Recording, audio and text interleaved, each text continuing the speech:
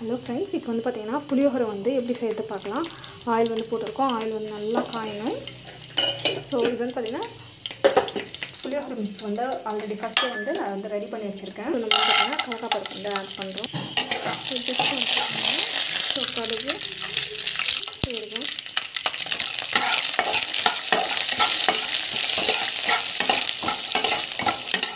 So இது வந்து பார்த்தீங்கன்னா பருப்பு, கடலைப்பருப்பு நல்லா வதங்கணும். ஸோ மிளகாத்தூள் வந்து ஆட் பண்ணுறோம். ஸோ நல்லா வதக்கிக்கலாம்.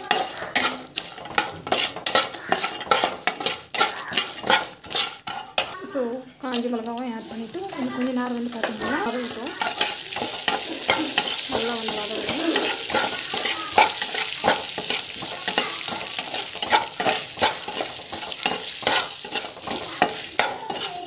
நல்லா வதங்கி வச்சிட்டோம்.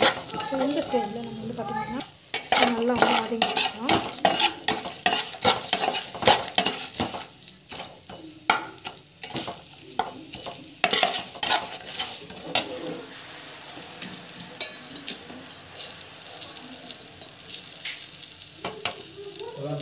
இது அரைச்சி வச்ச மசாலா வந்து இந்த புளியோகரை பவுடர் வந்து நான் வந்து இப்படி ஆட் பண்ணிக்கிறேன். ஸோ நல்லா வந்து ஸோ ஜஸ்ட் வந்து இந்த தண்ணி வந்து இப்படி ஆட் பண்ணுறேன். ஆல்ரெடி நம்ம வந்து பார்த்திங்கன்னா இது வந்து உப்பு வந்து போட்டிருக்கோம். பத்தில் நான் ஒன்றும் திரும்பி வந்து ஆட் பண்ணிக்கலாம். இன்னும் கொஞ்சம் வந்து ஆட் பண்ணுறேன். ஸோ இது வந்து டேஸ்ட் நல்லாயிருக்கும். புளியோகரை பார்த்தீங்கன்னா கொஞ்சம் புளிப்பு நல்லா இருந்தால் தான் நல்லாயிருக்கும். நல்லா வந்து வாடி கொடுத்துக்கலாம். ஸோ இது நல்லா வந்து ஒரு முட்டை வந்து ரெடி ஆகிட்டு இருக்கணும். பார்த்தீங்கன்னா கொஞ்சம் வந்து சால்ட் ஆட் பண்ணுறேன். நல்லா வந்து வாடி கொடுத்துருக்கோம்.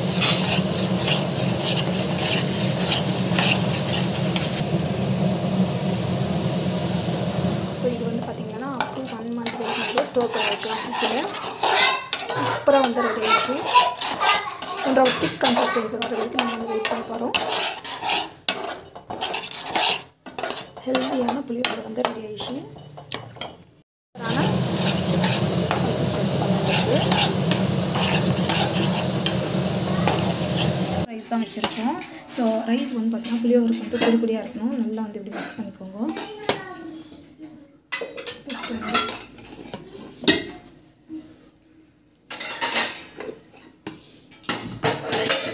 ஸோ இது நல்லா வந்து கலக்கணும்.